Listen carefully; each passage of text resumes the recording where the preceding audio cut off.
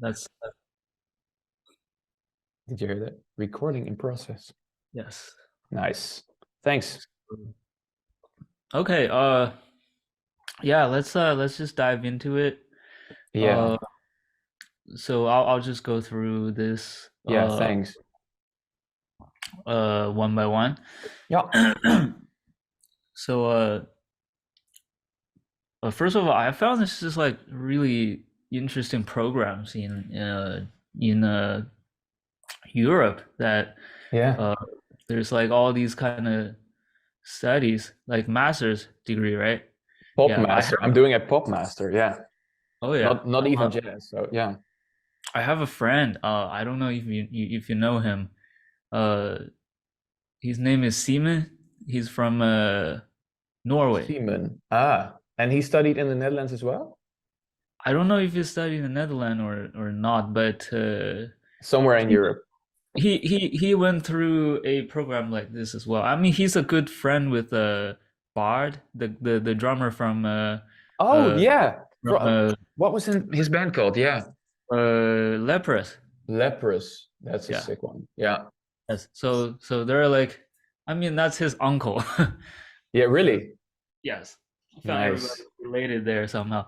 And Anyways, you've played with him one time, or no, no, me and Simon were like really good friends. cool. So he did a master study on something, and it's like talking about researching on triggers, and also Oh, like the really? modern processing on drums Yeah. compared to, like, what's the trend thoughts and stuff on that. It's like really Very interesting. interesting. Yeah, I can imagine. Anyway, yeah, I just found like Anyway, this yeah, very many interesting programs there. I imagine that's in America as well. Not really. Here No? you're talking about Only masters, Berkeley, or not even Berkeley. If you're talking about masters, yeah, for drums, it's more so just jazz. That's it. not even pop or No, like metal or rock usually or. nothing like that has a master's degree. It's Mm. only jazz here And or classical classical. music. Yeah, yeah, yeah. Yeah, I can imagine. Yeah, Anyway, let's we're go through. drifting off. So the first question, my musical background before Yeah, Matt.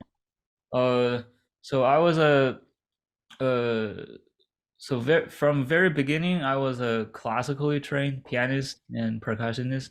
really Yes, that's like since like I started playing piano when I was 4. So nice. that went all the way till like that's like over a decade of training on that, and then classical percussion. Uh, Like pitched percussion as well. yes, my main focus was on because I was never intended to go like to play in symphonies or whatever. So my Mm. main focus was the snare drum and the timpani, but I learned the mallets percussion and stuff as well. Ah, cool. Though I wished I kept studying those. Yeah, Anyways, uh, so that was before I touched drum set. So yeah. drum set, I started basically self-taught. Uh, Nice. then all the way till I came to LA that, I attended MI for a program just to get into the scene and stuff. Uh, that was basically where the you call like formal education Yeah, uh started for you. started. Yeah. But before that, my training method, since I studied classical piano and percussion, I know like how this could be, done in the same manner. Yeah.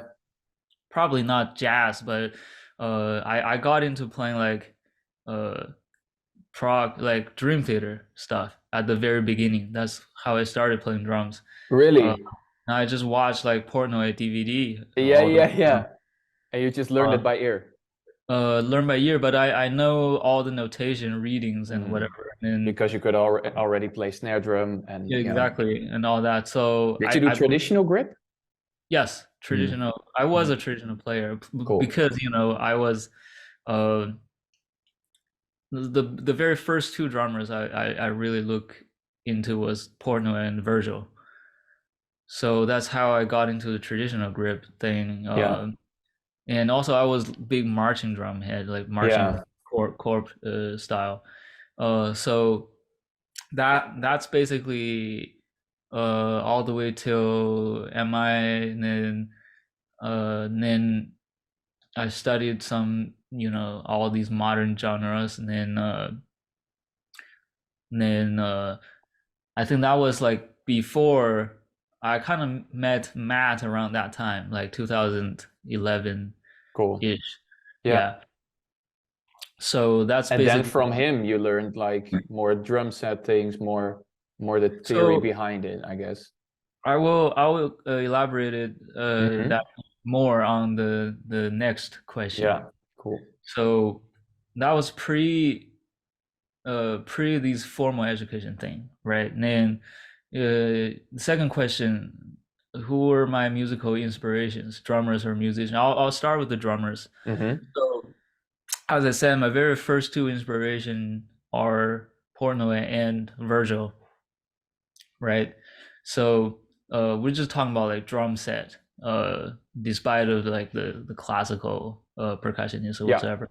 So Yeah, that's Portnoy cool. and Virgil, and then when I get to MI, I was lucky to meet two of my mentors. One is called Rob Carson. He's like the guy in the marching world, who Ah.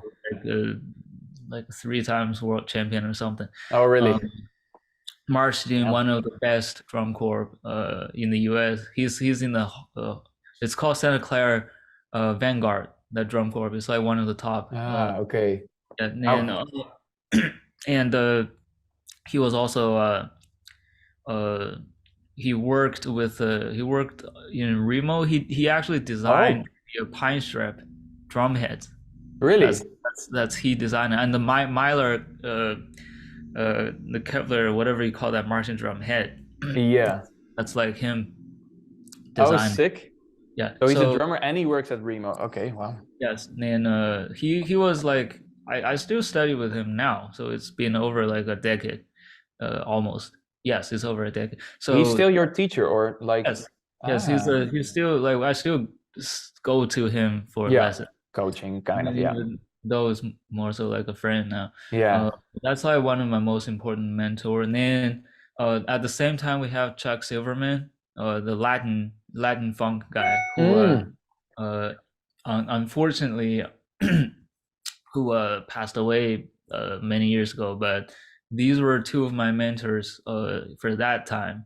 yeah. Uh, so that basically inspired me to keep exploring. Like Rob kept me exploring marching and classical snare Yeah. technique, and Chuck was got me into Latin drumming. And So independence, like, yeah, it was all that, and I was like trying to figure out all these Horacio stuff, sick. cowbell all day and whatsoever. And then Matt kind of started at the same time, 2011. That's like when I got into Prague, uh and also this very that time because of those gospel videos, those linear playing and all that Yeah. church approach was kind of on there. In terms of that, I'll talk about Matt later. But in Yeah. terms of that, there are two other drummers who inspire me so much. This is just my best friends. Henry McDaniel, he's the Yeah. drummer for Big Sean. Uh, Oh, yes, Henry sick McDaniel, cat. Oh, wow. and also Dave Myers Jr. He's Yeah. he played for Frank Ocean and now is the drummer for Black. Oh, Six Slack, that's how you write it. I mean, these two guys are, still friends because of you. Yeah. yeah, we're like still my best friends to date, and uh, learned to think the way like how these church drummers having this church background think. Mm, Basically, uh, since I come from a classical background, yeah. uh, that everything was presented, I was just like follow. And then till the way like we're trying to figure out how they play like that. Um, apparently it's like if you do the reverse engineering for that is doesn't really quite working. That's like when people trying to put like transcribe licks and whatsoever, and then force them into planes, then they don't sound right Yeah, because you know because they don't come from your own it's like vocabulary. it's not only vocabulary, but it's also like how do you approach music. They have very Mm. different approach to music, and also the way that they learn the things are so different. Uh, so it's more of Yeah, a it's a backward thing, like compared to like the European tradition classical approach, you yeah, know. Anyways, I wrote two books on uh first one is like more focused on the linear playing on gospel drumming. This is in nice. collaboration with Henry. And the Yeah, second book is on the research of phrasing, and that's like in collaboration with Dave. I'm So definitely gonna check that. Nice. those two books are kind of my school of thought on basically how I, you know, as a person from outside culture, Mm. trying to figure out, you know, Their way of thinking. Yeah, how to incorporate their way of thinking into my playing. And yeah. then this period of time, that's when I started to take lessons with Matt. Uh, and from him, it's more of like a combined world of you know this really what would you call that? Like he carries a lot from Dave DiCenzo, one of the guys at Berkeley, uh, Yeah, like one of the probably one of the best drummers out that was there. one of his teachers at Berkeley. Yeah, Yes, yes. Dave yeah. DiCenzo is the guy. If you look him up, that's like how Matt carried over a lot of his idea on that. That is basically, you know, the practical phrasing on vocabularies, you know, and then also uh, this blah blah blah, and then that's that. I'll elaborate that more in the third question. Yeah, that's okay. Yeah, and then I'll tell you the inspirations. After that, you know, I was lucky to have Mark Juliana as my mentor on jazz. Really? Oh, damn. So that's how I went through all the classics from you know Yeah, from you just had amazing teachers. Yes. Roy, Alvin, Tony, uh, Jack DeJohnette, and then migrating into these newer guys that I was really into, like Nate Wood, Yeah. Mark himself, and then Chris Dave, Oh, uh, damn. You all whoever. met them? No, no, not. Hmm. But well, I met Nate Wood a couple times. Oh, cool. I chatted with him. Very nice guy. Chris Dave, I ran into him like Nice. a couple times, but I try to go see his shows Yeah. whenever he's in town. Anyways, so Antonio Sanchez is also like one of my Oh, yeah. favorite musicians. So drumming wise, like inspirations, uh, Vini, of course. Vini is a huge Vinny inspiration because Colaiuta. he Yeah. carries the tradition from Tony Williams directly. Um, Yeah. yeah, so I that's like if you're talking about the drummers of inspiration. Yeah, that's very nice to know. I don't really take too much inspirations, or I don't feel get that inspired watching the new guys because you know this is the era of internet. Hmm. Everybody like there's so many like people that's just like so freaking sick, like they can play Yeah. their ass off. But that's the also the problem of this fast digest of information that people just sound like copycats. Uh, Ah, yeah. I so know what you uh, mean. Yeah. so you're gonna see everybody, especially you can see like drummers now from Berkeley, they play the exact same stuff. Yeah. Uh, And it's it's all like sick, but it's not their own voice, uh, kind of I like. mean, I wouldn't even probably we can't say it's not their own or whatsoever, but it's just like the way we learn stuff now Mm. tends to happen like that. Mm. Also, bands and fashion. You think about like prog bands. These new bands are popping up every single day, and they all sound the same. It's just Mm. like copy paste, but that's the nature of things. It's like nothing wrong with it. but that's just the nature of what it is. Compared to old days, we try to learn stuff by ear from the tape. That's different. Yeah. That when you can't see them, or you Yeah. learn from taking lessons or go to shows and stuff. And you naturally come up with your own way of playing. Like, yeah. Exactly, yeah. Yeah. Because when you can't see it or you don't know the exact thing, you're gonna figure it out. That's Yeah. where your own personal taste Yeah. comes in. Musician wise, since uh, I'm like half and half drummer and then composer, Yeah. uh, producing stuff as well. So, uh, my on that sense, my uh, I got like three chunks. One is like all these classical guys, of course, because that's where my root is at. Yeah. In jazz wise, I just to name a few of my favorite, like Pat Metheny, is definitely one of my favorite. Miles, I took so much time learning his. Analyzing his things. Ah, sick. Yeah. Also because of these couple drummers, like Tony was Yeah. one of my favorite drummer. Um, then we in terms of these modern guys like Brad Mehldau, Mm. uh, Tigran, uh, just to name a few, like Louis Cole, you know this guy, right? Yes. All Yeah. these guys, From Snarky, nowhere. At yeah, least I knew him first from nowhere. yes, Yeah. Yeah. Snarky Puppy, like in the old days, not what they are now. Like I don't know what they're doing now, but like old days Snarky Puppy. Um, I feel that but kind of. Yeah. and Yeah. turns into these technical things, like metal wise. I don't listen to a lot of metal, honestly. Not even. Oh, wow. No, because my uh I like to play it. I like to use it as a platform to compose, to write, Yeah.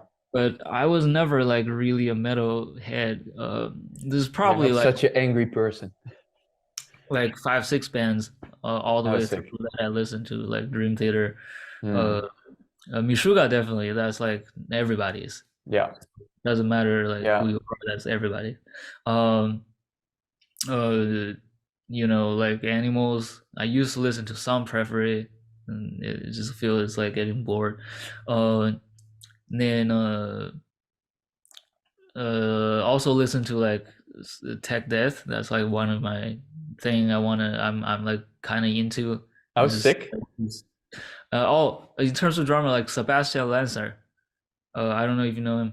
I don't know him. No. He's like one of the guys kind of on my similar road that he does like metal, jazz, and all that stuff. Sebastian? So Sebastian Lancer, Ah, he's from Germany. cool. Uh, it's like a fellow minor artist as well. Oh, Uh, yeah. So really sick really that you're a great guy. minor artist, though. Yeah. Oh, thank you. That's a really great guy. Anyways, then also I was like super inspired by the modern film composers. Mm. Of course, you got Zimmer, John Williams. That's like the old school approach. Mm-hmm. Now I'm like really getting into this guy, Ludwig. Uh, I can't pronounce his last name. This guy is Swedish. He did Black Panther, Creed, Ah, I will look Mandalorian, him up. Yeah. like Tenet. He's like one of this most the guy on the most frontier now on the Yeah. film so that's like one of my favorite guy to look into now. um Sick. and that's like when I think of drums, basically I never like uh especially when I write, I never approach it from a drummer's perspective. um so I More guess like an all around, like you take in all the things you've learned, like as a pianist and as a classical drummer as I, well. I basically just write music, then uh Just what comes to your mind. then drums are like it gotta be like a part of the music. I guess Mm-hmm. that's why like how some of the things I write or I was trying to approach is different because I wasn't thinking from a drummer's perspective. Yeah, Right. that's So nice. that's I think that's a good chunk for the musical Yeah, inspiration. And thanks. third one No problem, man. Key elements Matt taught me what changed the way of playing. Yeah, I'm very Uh, curious. so, uh, there are a couple things, I guess. So the first thing is time. So we're talking about time. So uh, Mastering time, like uh his that's like online lesson. that's about like you starting the bass drum placement, making sure you know how things are subdivided, and then you kind of Mm, locking your internal clock in with the subdivisions. Uh, that is one most important thing because time is is more important than we think it is a lot of times, because I would say most people don't focus on it enough. It's not like trying to say we have to line up with the grid or whatever, but the sense on it, like yeah, ear training on time to detect the differences. Also, gives you uh, more freedom as well. being able to get out of yourself to view your playing as a third party, not a POV view of playing, but like a turnaround. You have to hear yourself from the audience perspective. Uh, Yeah, then that's like when you know your time. Uh, does that's it one. hold up for an audience? Yeah, Yeah. So time is definitely one thing. The other thing is uh the uh the efficiency on the vocabulary. So we basically have this infinite ways of piling up elements, right? yeah, You can play paradiddle. patterns, yeah, You can groupings, yeah, play a paradiddle in like 16 ways plus accents. There's like 16 multiplied by 16.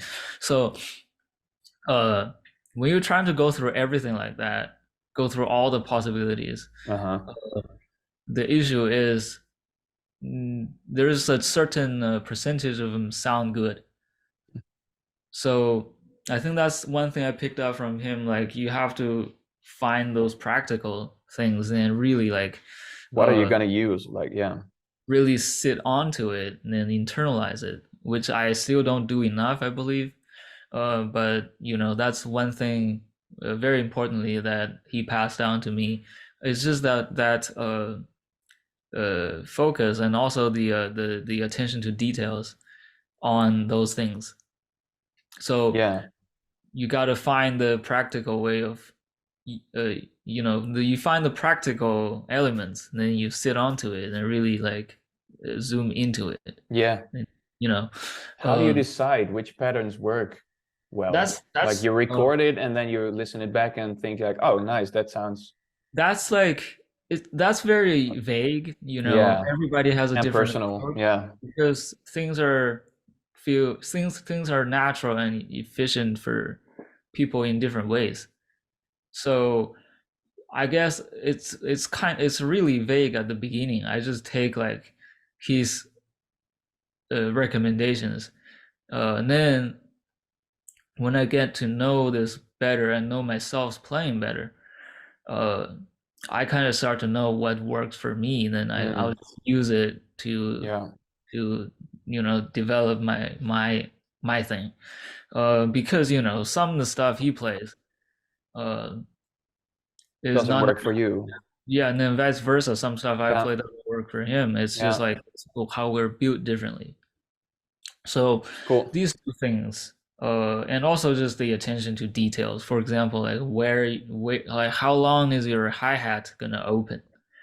Uh, Dynamic balance and all that. Uh, Basically, that's like because I don't want to really talk about like licks or vocabularies or whatsoever. It's like that doesn't really mean much because everybody could get it from anywhere. It's Yeah, just a matter of how you approach them. So I would say that's like exactly, yeah, these three things yeah. are the most important thing because pretty much you have these, you're gonna be able to expand and elaborate to everything else. But that takes time, Yeah, a lot of time. Yeah, exactly. So the fourth one, how do I derive my own voice from mass creative input? So yeah, That's this is interesting. Yeah. kind of like what we talked a little bit in the previous question already.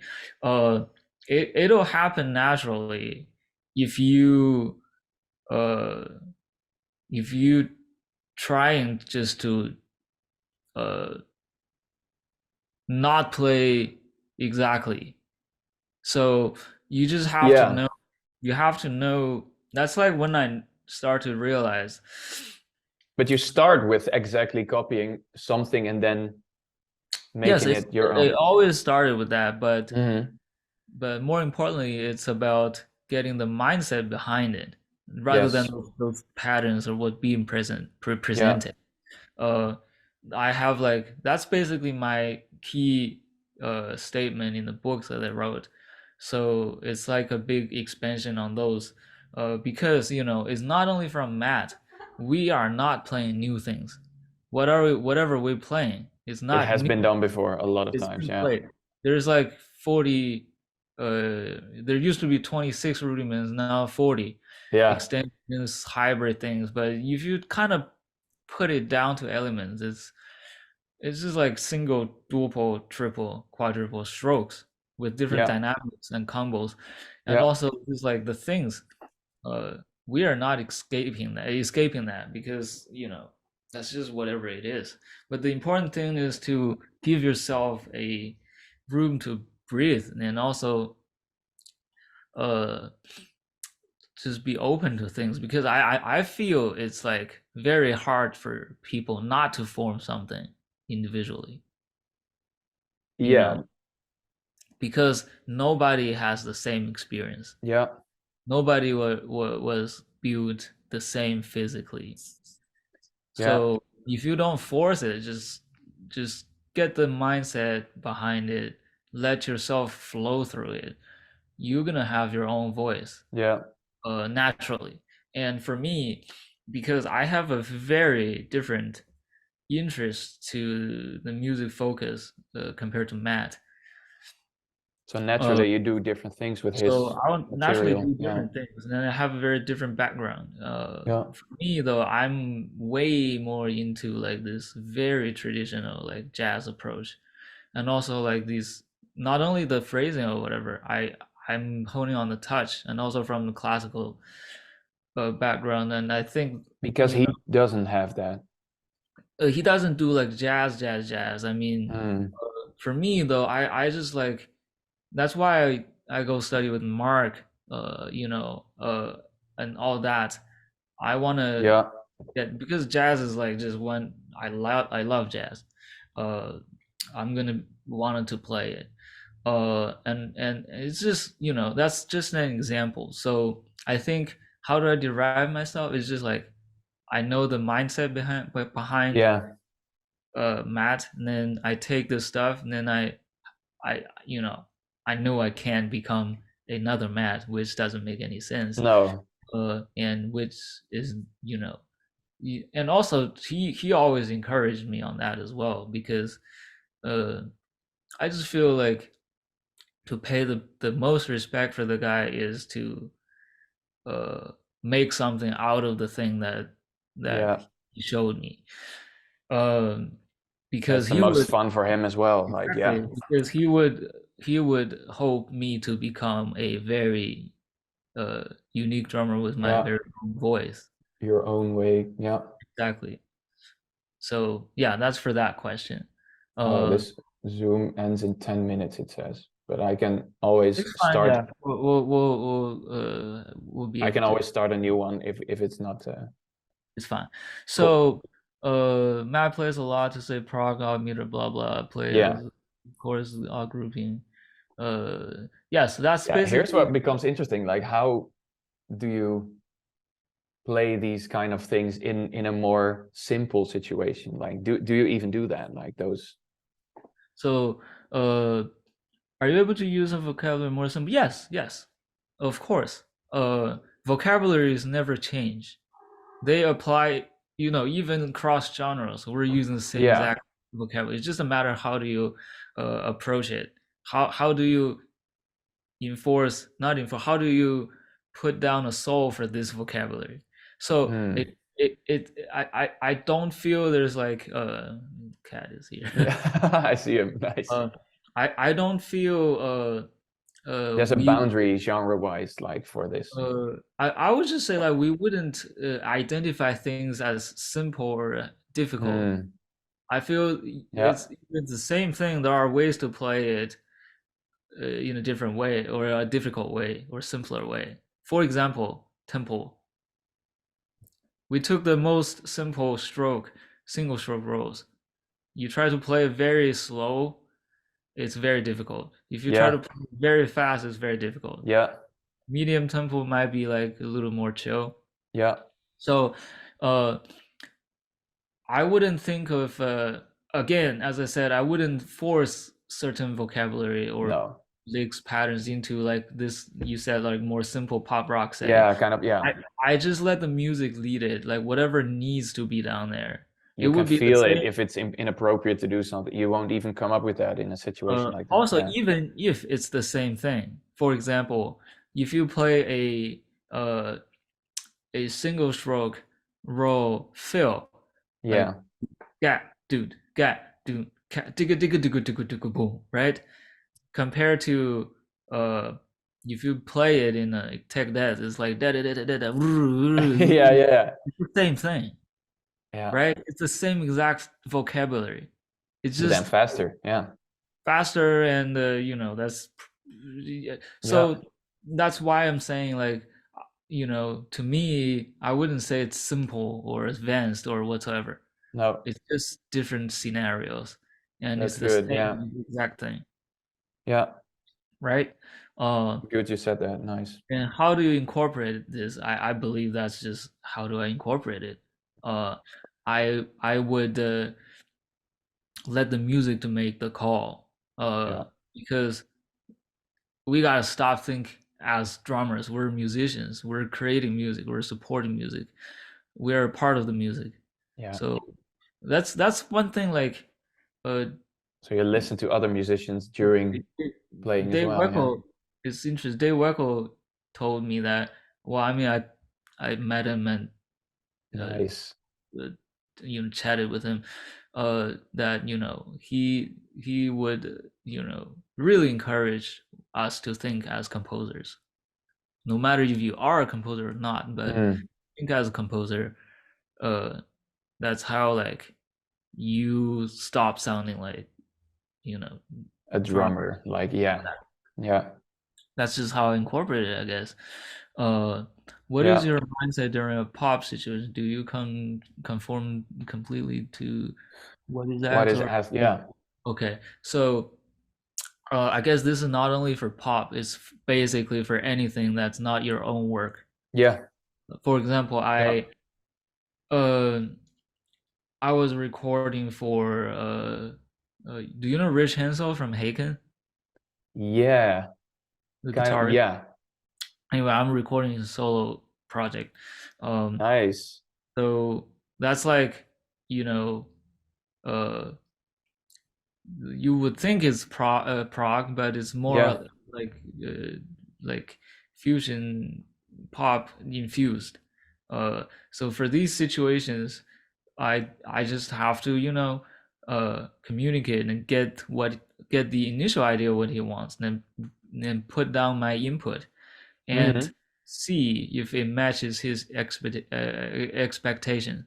Yeah. And throughout recording probably two or three songs, I have a sense on what he wants or which part of me that he Yeah. wants, how far he want me to go in there. Yeah. So after that, I was just like kind of dial into that, start to do it. And then I recorded a lot for like different film projects and stuff too. So Nice. that's like when you trying to talk to like directors who Yeah. has no idea about music.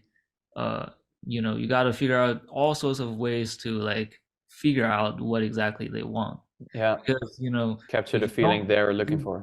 if you don't talk musically, there are going to be things they say it's going to be this, but it actually they're meaning something else. Yeah. Can So you play it that's more like this and this? Yeah. And then you think, oh, yeah. Yeah. Yeah, that's why I'm saying it's not a pop situation whatsoever. Yeah. What you said You was nice, like yeah. not your own like comfortable. So you have to put down your input because otherwise uh, somebody else could do this. Mm. But it's just a matter like how far would you put it down and how do you pick the ones that fits the situation. And that's a process. Yeah. Yeah, so it's different Yeah. than like if it's your thing, then you can do how far you can go however far you want on that. Yeah. Okay. But Then maybe it starts with they ask you and they already kind of know what you're yeah, so doing. And of course, so, if they ask you not on a last minute situation, they probably yeah. are looking for something. And that's why like Yeah. you have to make your input, Yeah. but you have to expect like it's not going to be 100% accepted, you know. So that's basically that That can mental happen. Yeah. Yeah. battling game in there. Yeah. Yep.